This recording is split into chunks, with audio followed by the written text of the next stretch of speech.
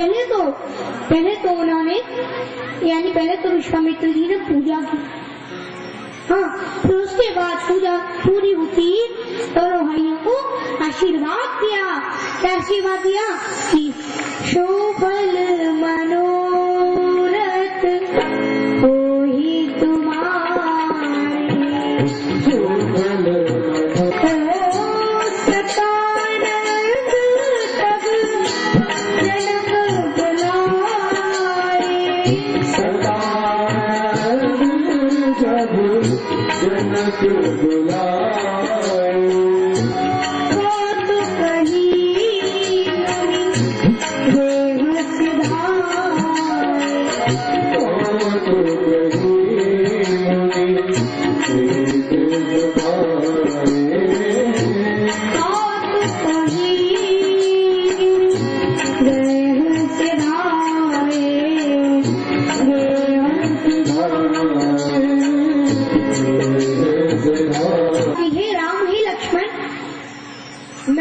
आशीर्वाद देता हूँ कि तुम्हारी सभी मनोरथ सफल हो।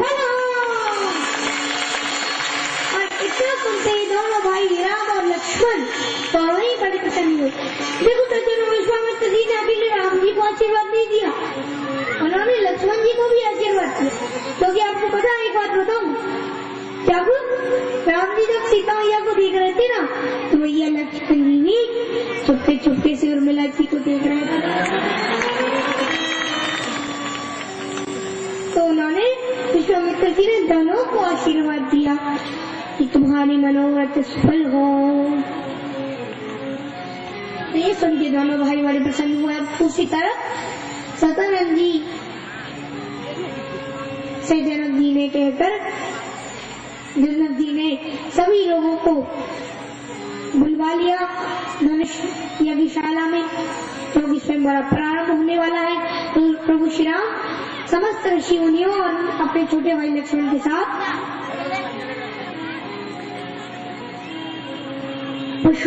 अब भी सीधे धनुष यज्ञशाला में जाते हैं। और धनुष यज्ञशाला में जाकर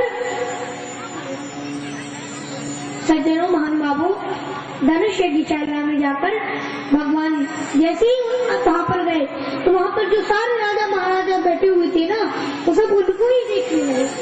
और जिसके जैसी भावना है उसे राम जी वैसी दिखाई दे रहे हैं। जाकी रही भावना जैसी, जाकी रही भावना जैसी, प्रभु मूरत सीते ऐसी, चलते न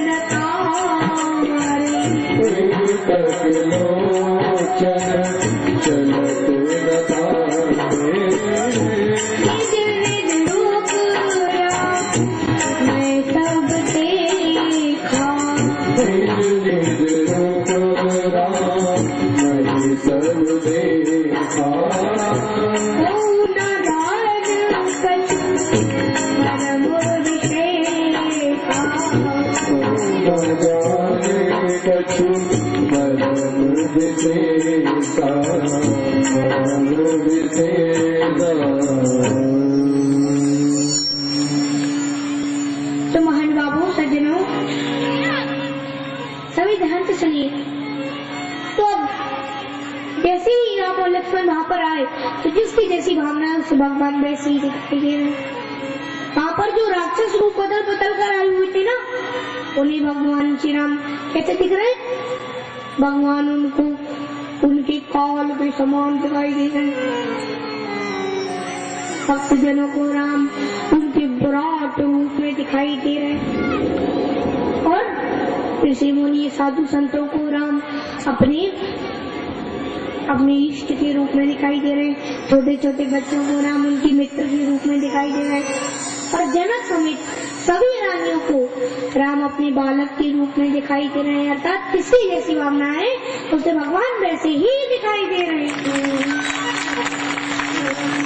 अब श्रोताओं महानुभावों, तो सबने भगवान को देखा पर इस रहस्य को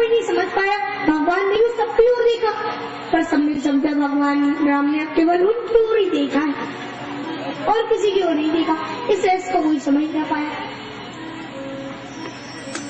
निज निज रुख राम ही सब देखा, कोहु न जान कछु मरम सीखा।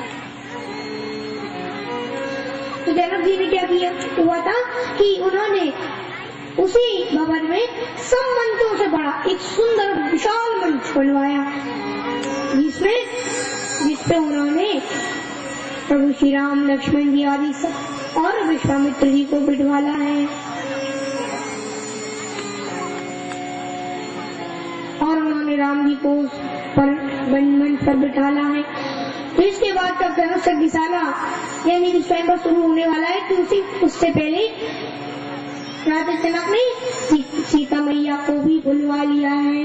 तो सीता मैया भी अपनी सुंदर और सयानी सखियों की संग मधुर वाणी में जो कि उनकी सखियां मधुर वाणी में गीत गाती हुई उन्हें ले आ रही हैं, चली आ रही हैं और सीता मैया भी अब एक अलग स्थान पर बैठ जाती है। फिर इसके बाद राजा जनक ने अपने बंदी जनों को यानी घाटों को बुलवाया और उनसे कहा कि आप मेरा प्रण सुनाइए सबको। तो राजा की आगे पाकर घाट गाते हुए बोले कि बोले बंदी वचन बर सुनो सगल महिपाल, पद विदय कर करयम भुजा उठाए प्रसार, नभ भोज बल बितु हे विदन राऊ,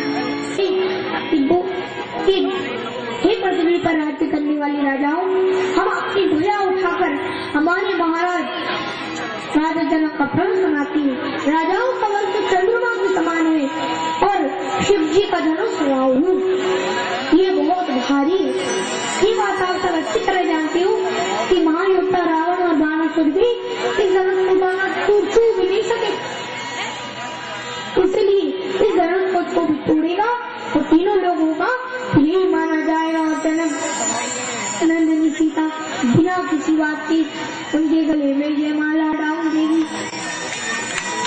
अपने सुनकर सारे राजा ललचा उठे और बेटे जी ने अपनी वीरता का घमंड दिखाना, बेटे तमा कर अपनी कमर कसकर उठ पड़े और अपने अपने सिरे को उतरवा कर धनुष को उठाने के लिए चल दी। अब धनुष को उठाने के लिए बहुत ही ताकत लगाती, पर धनुष ऐसी उठी नहीं। मानो राजाओं का बल पाकर धनुष और भी ज्यादा भारी होता जा रहा।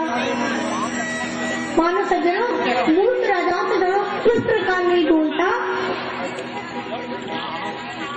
उसी प्रकार नहीं डोलता जिस प्रकार किसी कामी व्यक्ति के वचन सुनकर किसी पतिव्रता स्त्री का मन कभी नहीं डोलता, उसी प्रकार मूर्ख राजाओं से धनुष नहीं डोलता। और जब सज्जनों, जब एक दो राजाओं से मिलकर धनुष नहीं होता, सभी इधर देखिए, सभी इधर ध्यान दीजिए, सभी इधर ध्यान दीजिए कथा को। सज्जनों, जब एक दो राजाओं से मिलकर धनुष नहीं होता तो सज्जनों 10,000 राजा मिलकर धनुष को उठाने लगे, लेकिन फिर भी वो धनुष नहीं उठ पाए। और जब किसी से धनुष नहीं होता तो भैया सारे राजा अपने अपने स्थान पे अपना गर्दन नीचे लटकाए और अपने सिंहासन पर जाकर बैठ गए। अब सज्जनों, राजा जनक को ये देखकर बड़ा दुख होता।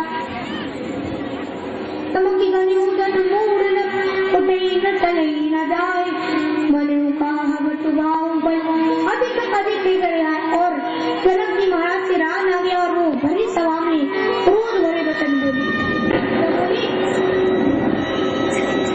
और बड़ी व्याकुल होकर बोली कि शिवत बाहे हाल ही है राता, शिवत बाहे हाल ही है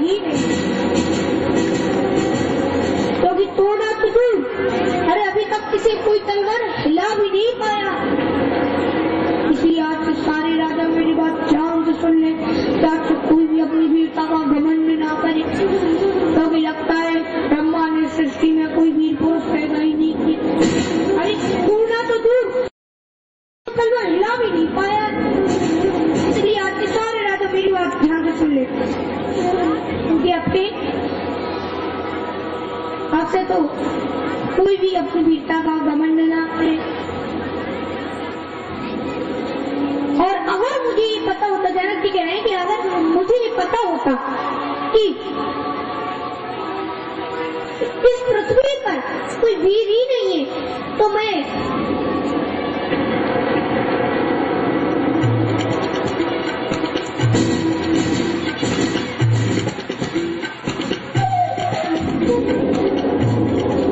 अगर मुझे पता होता कि इस सृष्टि में ऐसा कोई वीर ही नहीं है, तो मैं ये प्रतिज्ञा रखकर अपनी जवासाई